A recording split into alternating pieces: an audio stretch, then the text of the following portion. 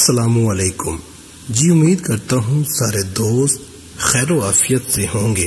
شہادت سیدنا حضرت عثمان غنی میں تاریخ کو چھیڑنے کے بجائے تاریخ کا مطالعہ کرتا ہوں تو مجھے نظر آتا ہے کہ اسلام کی تاریخ میں صرف امام حسین علیہ السلام کی ہی شہادت دردناک نہیں، بلکہ اگر ہم 10 محرم کی طرف جاتے ہوئے رستے میں 18 ذی الحج کی تاریخ پڑھیں تو ایک ایسی شہادت دکھائی دیتی ہے جس میں شہید ہونے والے کا نام سیدنا حضرت عثمان غنی ہے۔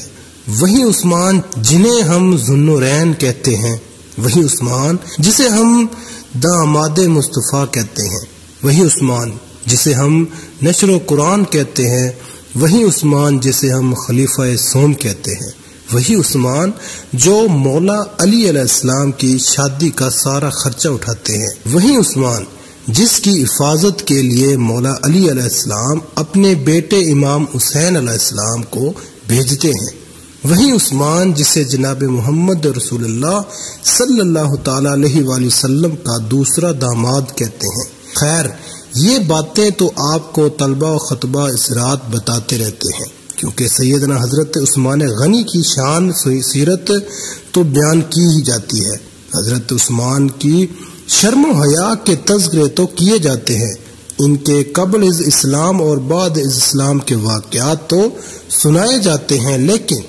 بدقسمتی ہے یہ کہ ان کی دردناک شہادت کے قصے کو عوام کے سامنے نہیں لایا جاتا۔ تاریخ کی چیخیں نکل جائیں اگر عثمان کی شہادت کا ذکر کیا جائے، جس کا 40 دن پانی بند رکھا گیا۔ آج وہ عثمان پانی کو ترس رہا ہے جو کبھی امت کے لیے پانی کے کنویں خریدا کرتا تھا۔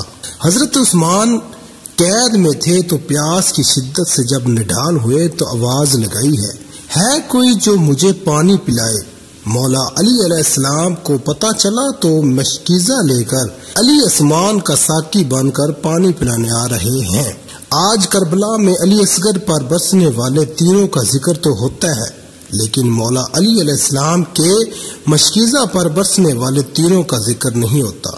باغیوں نے مولا علی علیہ السلام کے مشکیزہ پر تیر برسانے شروع کیے تو علی نے اپنا امامہ ہوا میں اچھالا تاکہ عثمان کی نظر پڑے اور کل قیامت کے روز عثمان اللہ کو شکایت نہ لگا سکے کہ اللہ میرے ہونٹ جب پیاسے تھے تو تیری مخلوق سے مجھے کوئی پانی پلانے نہ آیا۔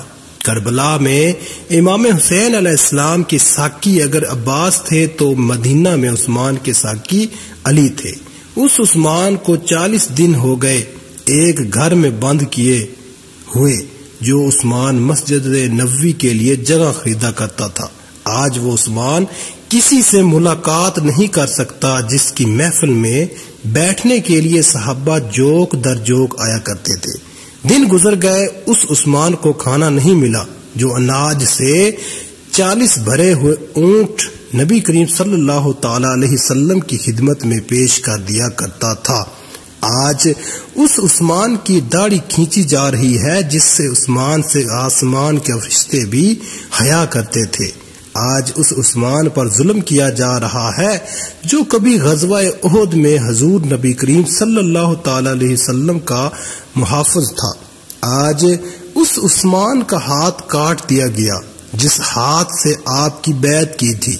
عثمان میں نقطہ دان نہیں، میں عالم نہیں جو تیر تیری شہادت کو بیان کرو اور دل پھٹ جائیں، آنکھیں نم ہو جائیں۔